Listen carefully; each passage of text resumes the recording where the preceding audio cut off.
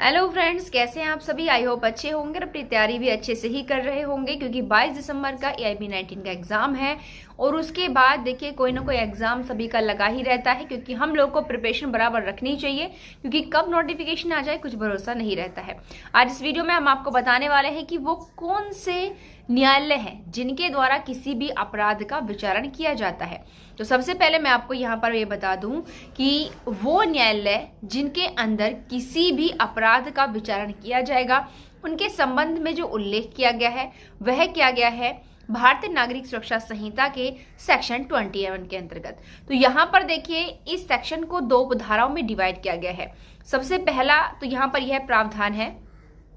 कि यदि कोई भी जो अपराध है वो भारतीय न्याय संहिता 2023 के उपबंधों के अंतर्गत किया जाता है, तो ऐसी स्थिति में अब उन अपराधों का विचारण कहाँ किया जाएगा। तो या तो देखिए सेशन कोर्ट में किया जाएगा, या फिर हाई कोर्ट के अंतर्गत किया जाएगा, या फिर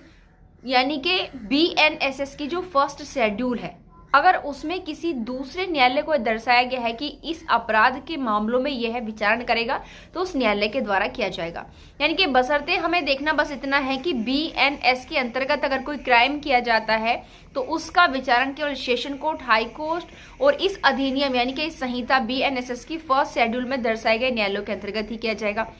बट अब यहाँ पर एक प्रोविजन दिया गया है क्या, कि अगर कोई अपराध ऐसा है जो भारतीय न्याय संहिता के सेक्शन 63 से 71 तक, यानी कि महिलाओं के साथ होने वाले जो ऑफेंसेस हैं, ठीक है, रेप, गैंग रेप, या फिर अलग अलग सर्कमस्टेंसेस में रेप की परिस्थितियां होती हैं, उनमें अगर महिलाओं के साथ कोई अपराध किया जाए तो इनके सेक्शन 63 से लेकर के 71 तक, तो उन अपराधों का विचारण किसके द्वारा किया जाएगा। तो इस प्रकार के अपराधों का जो विचारण है वह उस न्यायालय में किया जाएगा जिसमें महिला पीठासीन होगी। ठीक है, अब यहाँ तो हमने ये देखा कि भारतीय न्याय संहिता के अंतर्गत किए गए अपराधों के लिए, बट अगर कोई अपराध ऐसा है जो भारतीय न्याय संहिता के अंतर्गत ना होकर किसी अलग एक्ट के अकॉर्डिंग है, जैसे SC ST एक्ट हो गया, पॉक्सो हो गया, बहुत सी ऐसी लॉज होती हैं जिनके अंतर्गत कोई क्राइम किया जा सकता है BNS के अलावा, तो वहां पर अब उन अपराधों के लिए विचारण कहाँ किया जाएगा। तो देखिए सिंपल सी बात है, सेक्शन 21 का सबसेक्शन 2 ये बात कहता है कि अगर अलग कोई विधियां हैं जिनके अंतर्गत कोई अपराध किया गया है, तो ऐसी स्थिति में उस अधिनियम के अंतर्गत ही